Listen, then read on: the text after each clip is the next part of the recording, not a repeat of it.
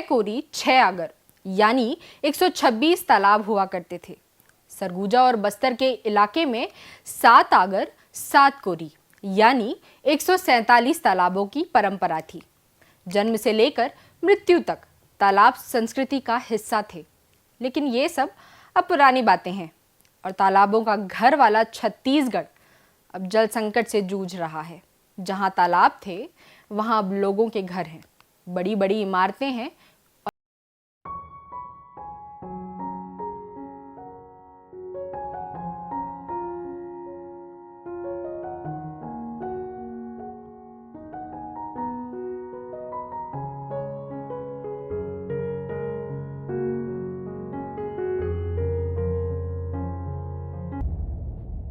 जरूरी बात में आपका स्वागत है। मैं हूं आयुषी शर्मा।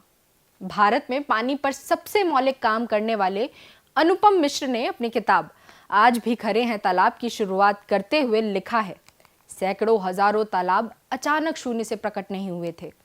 उनके पीछे एक इकाई थी बनवाने वालों की, तो दहाई थी बनाने वालों की।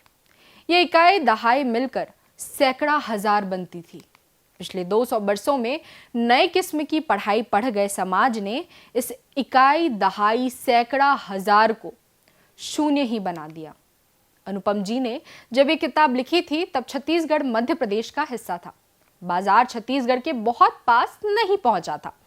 अलग राज्य बना, राजधानी बनी, आवारा पूंजी का हस्तक्षेप बढ़ा, कथित विकास के लिए निर्माण शुरू हुए और इस विकास ने सबसे पहले पर्यावरण को निगलना शुरू किया, जिसमें हमारे तालाब भी शामिल थे।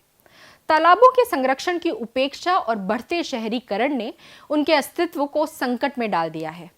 छत्तीसगढ़ के एक छोर कोंटा से लेकर दूसरे छोर रामानुजगंज तक तालाबों पर कब्जे का सिलसिला शुरू हुआ। जो तालाब बचे रह गए उन्हें सरकार बहादुरों ने कथित सौंदर्यीकरण के नाम पर नष्ट करना शुरू कर दिया। तालाबों के चारों तरफ कंक्रीट की सड़कें बना दी गई। वर्षा जल किसी भी तरह तालाब तक न पहुंच पाए ऐसे निर्माण कार्य कर दिए गए।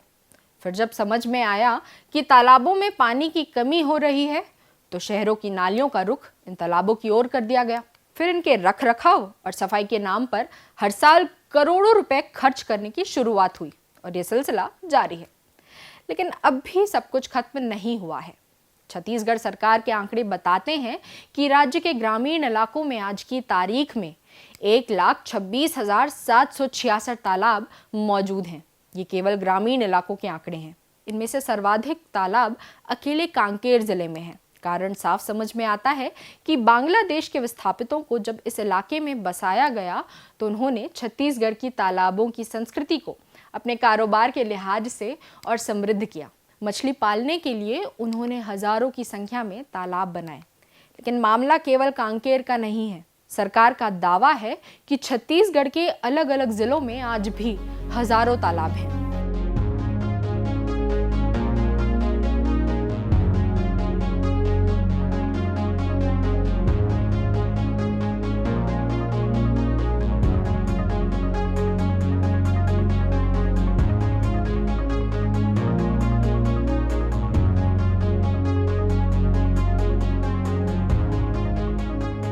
तालाबों का रकबा घटा है। तालाब सूखे तो उन पर कब्जा भी हो गया। कई इलाकों में तो निजी तालाब पाट भी दिए गए। फिर भी इस बात पर संतोष किया जा सकता है कि अलग अलग जिलों में तालाब बचे हुए हैं।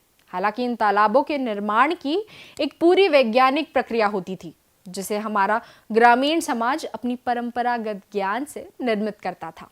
एक तालाब का निर्माण ऐसी ही जगहों पर होता था जहां बरसात के दिनों में आसानी से तालाब में पानी भर जाए और तालाब भरने के बाद उसका अतिरिक्त पानी दूसरे तालाब में चला जाए और वहीं से तीसरे तालाब में। लेकिन हमारे आधुनिक इंजीनियरों और विकास विधाताओं ने इस पूरी श्रृंखला को नष्ट कर दिया। बहरहाल ग्रामीण छत्तीसगढ़ में थोड़ी बहुत उम्मीद तो बची हुई है, लेकिन शहरी इलाकों का बुरा हाल है। राजधानी रायपुर के तेली बांधा तालाब को ही ले लें। इस तालाब पर इतने प्रयोग हुए हैं कि तालाब का अधिकांश हिस्सा अब खत्म हो गया है। 1929-30 के राजस्व रिकॉर्ड की माने तो उस समय यह तालाब 35 एकड़ इलाके में फैला था। कल्पना करें कि रायपुर शहर के बीच में 35 एकड़ का एक तालाब था। लेकिन हकीकत में अब तालाब कितना बचा है और इस तालाब का अतीत कैसा था, ये सच में केवल कल्पना का हिस्सा रह गया है। तालाब को घेर कर चारों तरफ निर्माण कर दिया गया, मकान बन गए, कंक्रीट की दीवारें खड़ी कर दी गई और अब तो नई पीढ़ी ने इस तालाब का नाम भी बदलना शुरू कर दिया है। यही हाल रायपुर के बूढ़ा तालाब का हुआ। इस सबसे पुराने तालाबों में से एक के चारों तरफ घेरा डाल दिया गया। तालाब के एक बड़े हिस्से को भरकर सड़क बना दी गई। तालाब के भीतर हर 2 साल में एक प्रयोग किया जाता है और ये सिलसिला जारी है। रायपुर के कटोरा तालाब में सब तरफ से पानी आकर भरता था, लेकिन जाने किसकी नज़र इस तालाब पर पड़ी और उसने तालाब को भरकर इसे कटोरे की शक्ल देने की कोशिश में तालाब की हत्या ही कर दी। रायपुर के 53 तालाब तो अब गायब ही हो चुके हैं।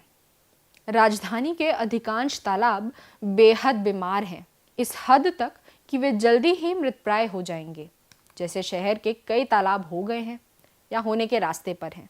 नेशनल ग्रीन ट्रिब्यूनल में छत्तीसगढ़ के तालाबों से जुड़े एक मामले की सुनवाई में राज्य सरकार ने माना कि राज्य के 117 तालाबों पर कब्जा है।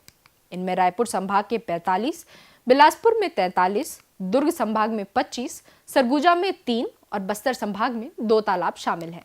हालांकि सरकार का ये दावा आधा अधूरा और भ्रामक था, क्योंकि ऐसे कब्जे वाले तालाबों की संख्या कहीं अधिक थी। बहरहाल नेशनल ग्रीन ट्रिब्यूनल ने इन कब्जों को हटाने का निर्देश दिया।